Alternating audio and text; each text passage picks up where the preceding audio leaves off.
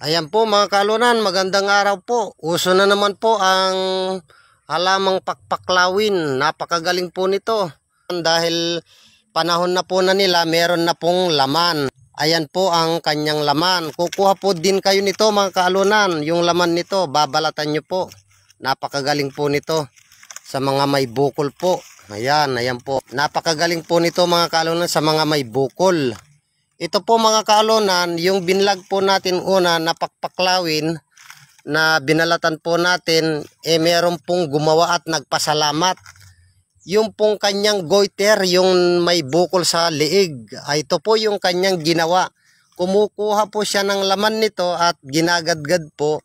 Tapos linuluto po sa apoy, binabalot po sa dahon ng saging at yun po yung itinatapal sa kanyang goiter, yung pong kanyang bukol sa pagtsatsaga po ng kanyang paggagawa.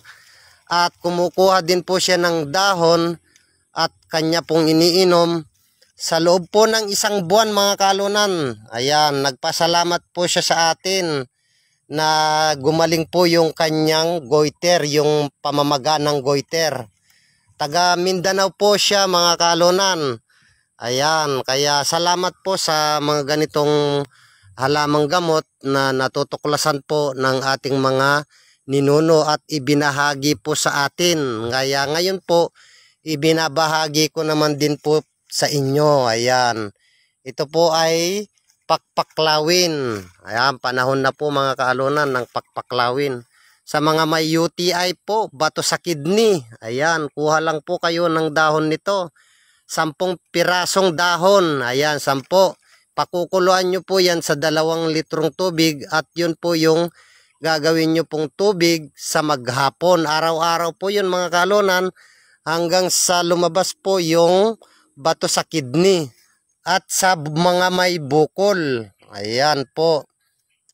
Ito po rin po yung pinakamahusay na panlunas po sa pigsa na dapa.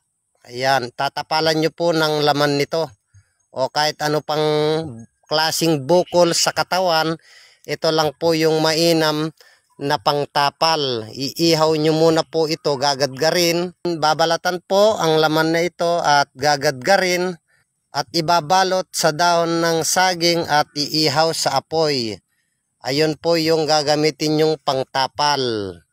Ayan, sana po i-share nyo rin po ang video na ito para magkaroon din po ng kaalaman yung ating mga ibang kababayan na may karamdaman sa bukol at bato sa kidney, UTI at sa goiter, yung pong namamagayong liig. Ayun lamang po mga kalunan, hanggang sa muli.